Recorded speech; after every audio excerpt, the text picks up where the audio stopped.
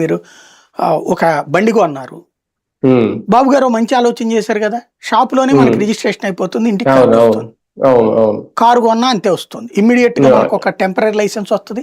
2-3 రోజుల్లోనూ, వారం రోజుల్లోనూ, 10 రోజుల్లోనూ చేతికి చక్కగా డిజిటల్ కార్డు వస్తుంది. మరి అదే పని రిజిస్ట్రేషన్ దగ్గర ఎందుకు చేయొద్దు నువ్వు? రిజిస్ట్రేషన్ చేశాక దట్ ఈస్ ఎనఫ్, ఇక అయిపోవాలి. రిజిస్ట్రేషన్ కి ముందే ఏమన్నా ఉంటే చూడాలా. నేను ఎవరిని నమ్మాలి? నేను అనే పాయింట్ ఏంటంటే, నేను ఇల్లు కొన్నాను, దాంట్లో లిటిగేషన్ ఇంకోటి పెట్టాడు, నాకు ఇక్కడ భూమికి సంబంధించినటువంటి కాగితం ఉంది, సిఆర్డి అప్రూవ్డ్ ఉంటుంది, కార్పొరేషన్ అప్రూవ్డ్ ఉంటుంది, ప్లాన్ ఉంటుంది, బ్యాంక్ లోన్ ఇస్తున్నాడు, రిజిస్ట్రేషన్ చేస్తున్నాడు. అయ్యాక లిటిగేషన్ వస్తే నాదేంటి జవాబుదారి? నాకెట్టా తెలుస్తుంది? అది మనకి తెలియని సబ్జెక్ట్ కదా అది.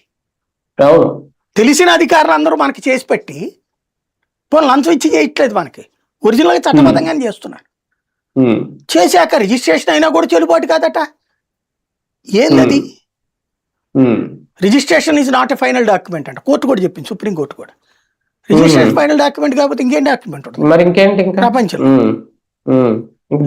కత్తో తుపాకో బాంబు పెట్టుకోవాలనుకుంటా అక్కడ ఏం లెక్కలు ఉన్నాయి? అది మన దేశపు దరిద్రం.